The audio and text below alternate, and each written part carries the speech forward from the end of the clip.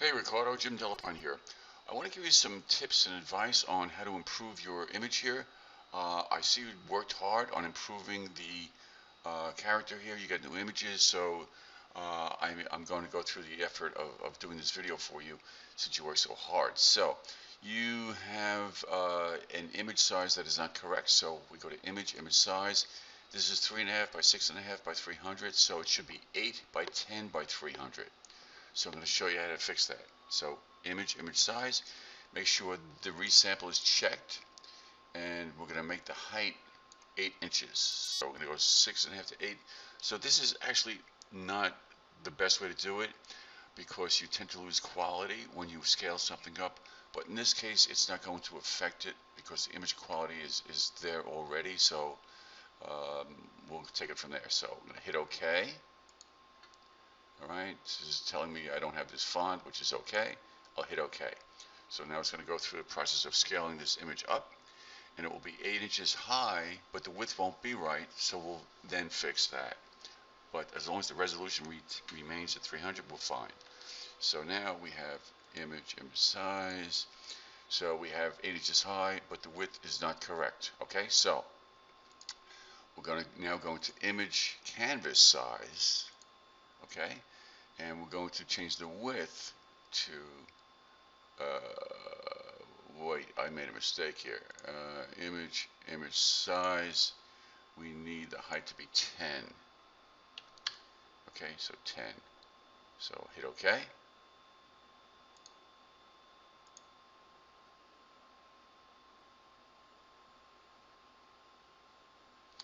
And we're going to have 8 inches wide we need, so we still have to work with the width. So, but this is the basic mistake you made.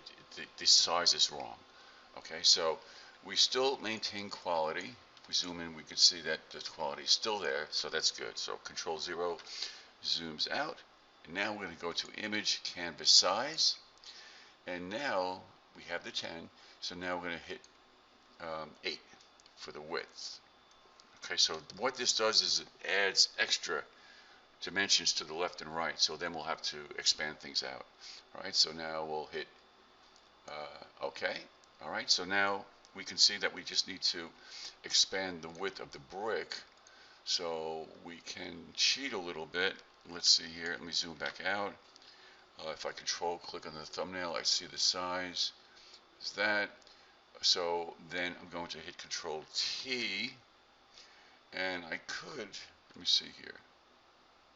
Here's what I'm going to do. I'm going to click on the middle bounding box, hold down my Alt or Option key, and pull this out to stretch it out to meet the ends. And then hit OK. Alright, and now we have the floor here, so I'll deselect, Control D, and select the floor. And let's see, that's locked. Let me unlock that by clicking that. And we will hit Control T, and I will hold down the Alt or Option key and click and stretch the floor out to match the width.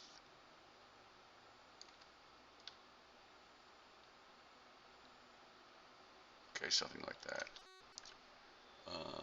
Okay. We hit enter. So the width is there now, and now what we're going to do is work with the text. So this text, it's okay, but you can't really see it well. I just want to show you another effect here. So let me do this to the text, and I'm going to, I created text here, right? So I just typed out this text, and I'm going to, let's see, the text is going to be, let me make sure, if I highlight the text, I want Arial black, okay? You could choose other fonts, but let me show you this technique because you need a bold font, a heavy font for this technique to work. All right, so I'm going to center the text, whoops, and then I'll zoom in so I can see it better, and then I'm going to, let me zoom back out. Let me scale this up, so Control T, and I'm going to click and drag and just pull this out to match a good portion of the width. I can pull it down to stretch it if I want. All right, so something like that. Okay, I'll hit enter to apply the transformation. Then I'll go to my text tool and double click on the word rockin'. All right, so what I'm going to do now is to expand the text out to match the width of Rhapsody. So with the text highlighted or active, I'm going to hit Control T. That brings up the character palette. And then I'm going to work with the tracking. That increases the space in between the characters, does not stretch it. So I'm going to click and scrub this right here. They call it scrubbing. I'm going to pull this out until it matches the width. Then I'll hit enter. All right. So I have Roy on a separate layer. Okay. So I typed out Rockin' Rhapsody, and then I clicked away, and then typed out Roy in another layer. All right. So with Roy, I'm going to hit Control T, and I'm going to expand this out. I'll pull this out here. All right, something like that. I don't know how effective. Well, actually, I could put it all on the brick. You know what? I'm going to put it all on the brick. I was going to put it underneath, but I want this really large. I'll place it, let's say, right here. Okay? All right, so I actually could have kept it all in one layer. I was going to put it on the floor and create a perspective at it, but I think this will be better.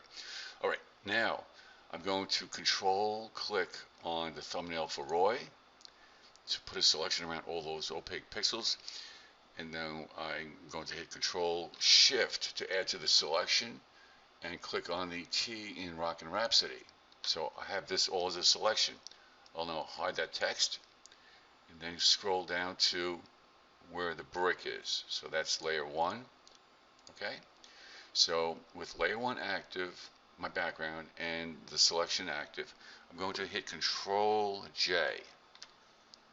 That copies it to the layer above. Now you have a hue saturation adjustment layer in here. Let me hide that for now. Well, you know what? Here's what I'm going to do. I'm going to take, I kind of like that color. Let me see, that's before, after. So I'm going to duplicate that adjustment layer by holding down the Alt key, clicking and dragging down between these layers and letting go. And then I'm making this a clipping mask by Control or Alt clicking between the layers, so now all the colors match. All right, so the next step is to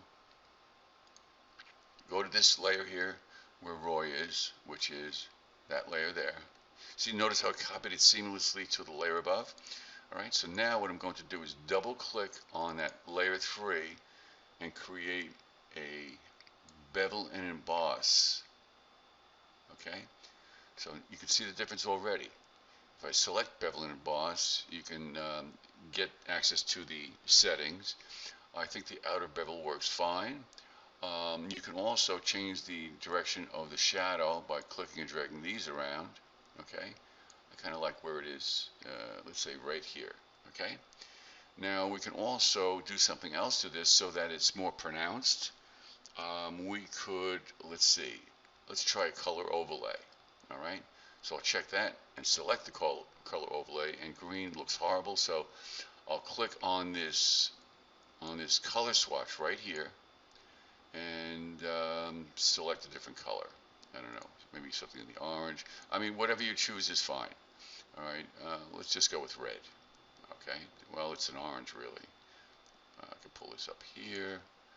All right, and it doesn't look very good, but it's at least the text is standing out. So I'll hit OK and hit OK. And so that's one way of getting the text in there.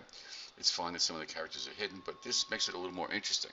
Okay. All right, so now if I zoom in, I like how you have the wires connected here. Let's give it a little more oomph. So I'm going to click on this CD and control click or shift click. No, control click. Wait a second, let's see where this is.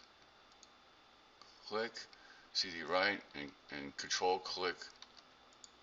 Oh no, shift click to select the other layer, and then shift click the amp. Although that's going to screw things up a little bit, but we'll work with that. All right. All I want to do is I'm going to now hit Control T. So these three layers are active. Then I'm going to drag the center point down here because I'm going to rotate this slightly. All right. And I'm going to click and drag to the right. So now it gives a little bit of animation. Okay. And I'll hit Enter. Now what I'm going to do is, since this wire isn't connected here anymore, I'll select this, and this I can rotate easily. So let me actually click and drag this up here. I could just place this in here. All right. I'll use my arrow keys to increment it over. All right. Now let's see. I believe it affected this wire here. All right. So yeah, this is all connected. So I'm going to let me undo that. Okay, let me bring this up again to here. Now the issue is here. So let's see if I can do this. I'm going to put a selection around this part and see if I can move this separately, which I can. No, I cannot. Let me say that this is going to have to be done another way. So here's how you're going to do it. Another learning experience. That's okay. So with the chord layer active, I'm going to hit Control J. That duplicates the layer. I'm going to hide the top one, and then go to my paintbrush tool. Make sure it's at 100% hardness, and black is my foreground color. I'm going to increase my brush size by hitting. Well, first of all, make sure the layer mask for the original chord layer is active. And now with my right bracket key, I'm going to increase my brush size. All right, so here. Oh, wait a second. Oh, okay. I want to get a brush size that's around this size here. Okay, you can do that by clicking here and increasing the brush size. Now I'm going to mask out this portion here.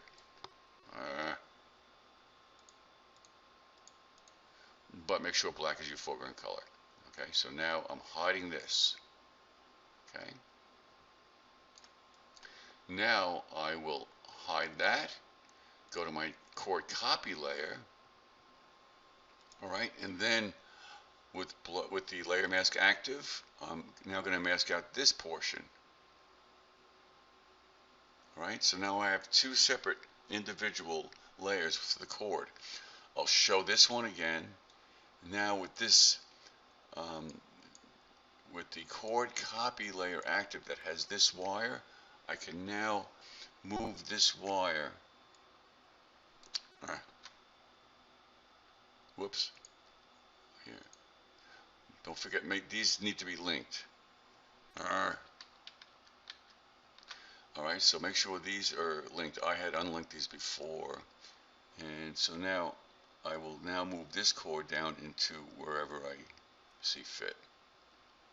Okay, so I'm going to stop there. I think that helped.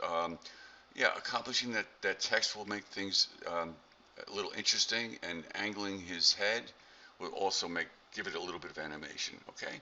All right, man. I hope that helped. And man, I tell you, you're really late, so you're going to lose a lot of points there. I do see that you have a clipping mask, an adjustment layer that's a clipping mask here. However, let's see here.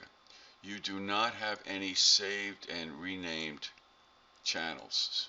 I'll give you directions on how to do that. Make sure you accomplish that for the final submission. All right. Take care. Bye.